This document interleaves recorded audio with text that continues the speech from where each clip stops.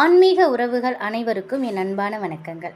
நாளைய தினம் பானு சப்தமி, அக்னி நட்சத்திரமும் ஆரம்பமாகுது.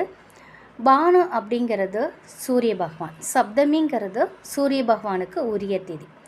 நாளைய தினம் 4/5/2025 மே மாதத்தின் 5ஆம் தேதி, சித்திரை 21ஆம் தேதி ஞாயிற்றுக்கிழமை அன்று பானு சப்தமி தேதி.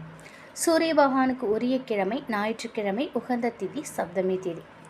நாளைய தினம் இப்படி அனைத்துமே ஒன்று சேரக்கூடிய இந்த அற்புதமான நேரத்தில் நம்ம வழிபாடு செய்யும் பொழுது நல்ல பலன் நமக்கு கிடைக்கும்.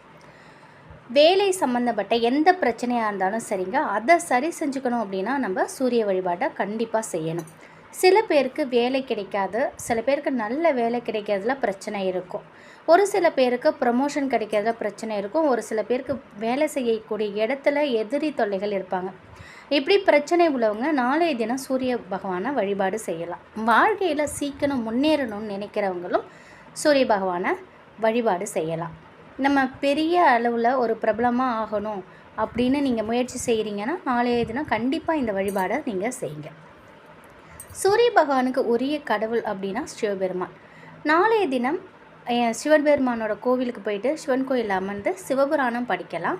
சிவன் கோயிலில் இருக்கக்கூடிய நவகிரகங்களில் சூரிய பகவானுக்கு விளக்கேற்றி வெற்றிலை பாக்கு பூப்பழம் வாங்கி கொடுத்து உங்கள் பெயர் சொல்லி அர்ச்சனை செய்து வழிபாடு செய்யலாம். அப்படி இல்லைன்னா நீங்கள் வீட்டிலையே வழிபாடு செய்ய போகிறீங்கனாக்கா கோதுமை மாவில் ஏதாவது ஒரு பிரசாதம் செஞ்சு வச்சு சூரிய பகவானை மனதார நீங்கள் வழிபாடலாம். இது எல்லாத்தையும் விட நாளை காலை சூரியன் உதயமாகும் நேரத்தில் நீங்கள் சூரிய நமஸ்காரம் பண்ணிக்கோங்க. சூரிய பகவானுக்குரிய பாடல் ஆதித்ய கிருதயம் நாளைய தினம் ஒரு முறை நீங்கள் கேளுங்க. உங்களால் முடியும்னா ஒரு முறை நீங்கள் ஆதித்யா ஹிருதயம் படியுங்க. இப்போ சொன்ன சுலபமான வழிபாட்டு முறைகளை நீங்கள் கடைப்பிடிச்சாலே போதுங்க, உங்களுக்கு எம்பெருமானின் அருளும் சூரிய பகவானின் அருளும் பரிபூரணமாக கிடைக்கும். இதோடு மட்டும் இல்லாமல் நாளைய தினம் சூரிய பகவானை வழிபாடு செஞ்சோம்னா நம்முடைய முன்னோர்களின் சாபமும் விலகும், முன்னோர்களின் ஆசையும் நமக்கு கிடைக்கும். நாளைய தினம் சூரிய பகவானுக்குரிய வெள்ளருக்கு இலையை வச்சு ஒரு பரிகாரம் செய்யலாம். உங்களுக்கு விருப்பம் இருந்தால் இதையுமே நீங்கள் அந்த வழிபாட்டோடு சேர்த்து செய்யலாம். உங்கள் வீட்டு பக்கத்தில் உள்ள வெள்ளருக்கு செடி இருந்தால் அதுலேருந்து ஒரு இலையை மட்டுமாவது பறிச்சுட்டு வாங்க. உங்களால் முடிந்ததுனாக்கா நீங்கள் 7 இலை பறிச்சுட்டு வந்து நீங்கள் இந்த தீபம் ஏற்றலாம். அப்படி இல்லைனாக்கா ஒரு இலையாவது நீங்கள் எடுத்துகிட்டு வரணும். அதுலேருந்து பால் இந்த இலையிலேருந்து வெளில வரும், அது விஷத்தன்மை உண்டது. அதனால் அதை பறிக்கும் பொழுது ரொம்ப ஜாக்கிரதையாக பறிங்க. எடுத்துகிட்டு வந்து சுத்தமாக அந்த வெள்ளருக்கை கழுவிடுங்க.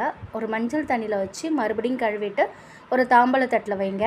இப்போ சொன்ன மாதிரி உங்களுக்கு 7 இலை கிடைத்தா நீங்கள் அதை வச்சு நீங்கள் தீபம் ஏற்றலாம். இல்லைன்னா ஒரு இலை மட்டுமாவது போதும். தாம்பழத்தட்டில் வச்சுட்டு அதற்கு ஒரு மஞ்சள் குங்குமம் போட்டு வச்சு மண்ணகல் விளக்கு வைத்து நல்லெண்ணெய் ஊற்றி திரி போட்டு தீபம் ஏற்றுங்க. சூரிய பகவானை வணங்கிக்கோங்க. தெரிந்தோ தெரியாமலோ முன்னோர்களுக்கு திதி கொடுக்காமல் விட்டிருந்தாலும் அப்படி இல்லைன்னா அவங்க உயிரோடு வாழ்ந்த சமயத்தில் அவங்களுக்கு ஏதாவது கெடுதல் பண்ணியிருந்தாலோ அவங்க மனசு புண்படும்படி நம்ம ஏதாவது தெரிஞ்சோ தெரியாமலோ நம்ம பேசியிருந்தா கூட நம்ம நாளைய தினம் மன்னிப்பு கேட்டுக்கலாம். முன்னோர்களின் சாபம் விலகும், அவங்களோட ஆசையும் பரிபூரணமாக நமக்கு கிடைக்கும். இந்த தீபத்தை பூஜை அறையிலேயே வெள்ளருக்கு இலை தீபத்தை ஏற்றலாம், தவறு கிடையாது. நாளைக்கு உங்களால் எந்த நேரம் ஏற்ற முடியுதோ ஒரு மணி நேரம் இதுக்காக ஒதுக்கி வெள்ளருக்கு தீபத்தை ஏற்றி வச்சு பிரார்த்தனை பண்ணிக்கோங்க. உங்களால் முடிந்ததுன்னா முழு கோதுமையோ அல்லது கோதுமை மாவோ முடிந்த அளவுக்கு நீங்கள் நாளைய தினம் தான தர்மம் நீங்கள் செய்யலாம். அது மட்டும் இல்லாமல் நாளைய தினம் அக்னி நட்சத்திரம் ஆரம்பிக்குது. அப்போ செய்ய வேண்டியது என்னங்கிறதையும் நம்ம பார்த்துடலாம். அக்னி நட்சத்திரம் மே 4ஆம் தேதி நாளைய தினம் தொடங்கி மே 28ஆம் தேதி முடியுது. அக்னி நட்சத்திரம் அப்படின்னாலே வெப்பம் அப்படின்னு தான் நமக்கு தெரியும். அந்த நேரத்தில் சூரிய பகவானை குளிர்விக்க நம்ம பூஜை அறையில் செய்யக்கூடிய இந்த ஒரு பரிகாரம் நம்முடைய குடும்பத்திற்கு பலவிதமான நற்பலன்களை தேடி கொடுக்கும். அது வேறு ஒன்றுமே இல்லை, தினமும் காலைல ஒரு சொம்பு நிறைய சுத்தமான தண்ணீரை வைக்கணும். நாளைய தினம் காலையில் ஒரு சொம்பு தண்ணீரை வச்சுருங்க. 5ஆம் தேதி அன்றைக்கி காலையில் எடுத்து வீடு முழுவதும் தெளித்து விடணும். அதே மாதிரி அந்த முடிகிற வரைக்கும் 28ஆம் தேதி வரைக்கும் நீங்கள் அந்த தண்ணீரை முதல் நாள் நீங்கள் வைக்கக்கூடிய தண்ணீரை அடுத்த நாள் வீடு வாசல் முழுவதும் தெளிக்கணும். இப்படி இந்த சொம்பு வச்சு வணங்கும் பொழுது வீட்டில் தண்ணீரை தெளிக்கும் போதும் சூரிய பகவானை மனதார நினச்சிக்கோங்க. சூரிய பகவான் தான் ஒவ்வொருத்தவங்களுடைய வேலை, வருமானம் இது எல்லாத்துக்கும் முக்கிய காரணமாக இருக்காங்க. அவங்களுடைய ஆசி இருந்துச்சு, நம்ம குடும்பத்திற்கு கிடைச்சிருச்சுன்னா போதும், நமக்கு வருமானத்திற்கு தடை இல்லாமல் இருக்கும்.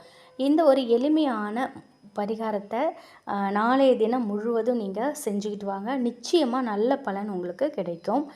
முடிஞ்ச அளவுக்கு கோதுமை தானத்தை நீங்கள் செஞ்சு பாருங்கள். இந்த மாதத்தில் முதல் நாள்லேருந்து அது முடிகிற வரைக்கும் சூரிய பகவானை இது போல் நம்ம வணங்கணும் அப்படின்னாக்கா நமக்கு நம்ம குடும்பத்திற்கு அவரோட அருள் கிடைச்சாலே சகலவிதமான ஐஸ்வர்யங்களும் நம்மை தேடி வரும்.